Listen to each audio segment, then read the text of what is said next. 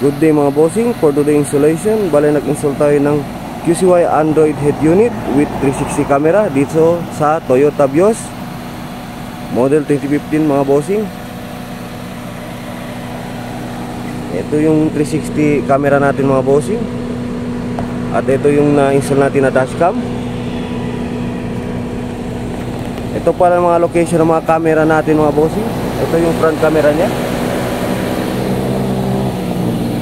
Ito yung sa left na side mirror, pit na pit sa mga bossing. Ito naman yung sa likod mga bossing.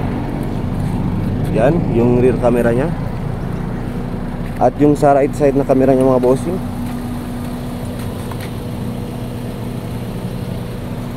Ngayon mga bossing, pasok tayo sa loob.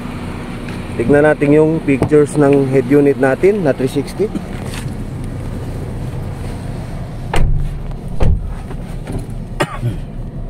May kasama na siyang paddle mga bossing. Yan, pit na pit siya. Bale, ito yung mga features niya mga bossing. Meron siyang Bluetooth, radio. Meron din siyang Apple CarPlay, Google Maps, YouTube, Chrome, Play Store. Meron din siyang Netflix mga bossing, Waze, Spotify. Kahit anong apps pwede nyo i-download dito mga bossing, kasi meron siyang Play Store. Ngayon punta tayo sa 360 camera nya mga bossing. Yan. Yan yung camera nya, 360 3D.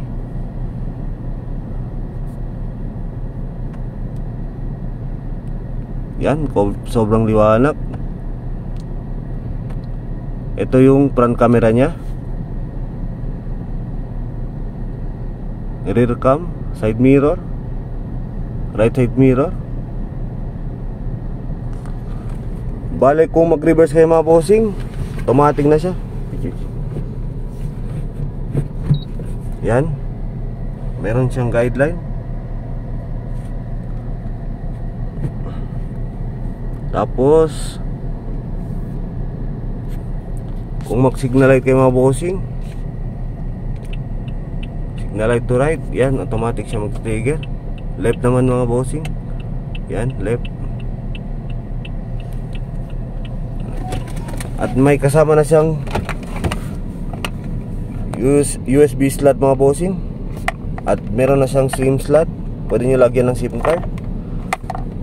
Bale, ito pala yung 360 natin mga bossing. Recording siya. Kailangan nyo lang ng USB. I-plug nyo lang dito, tapos i-set up dito. Bale, auto-delete siya mga bossing.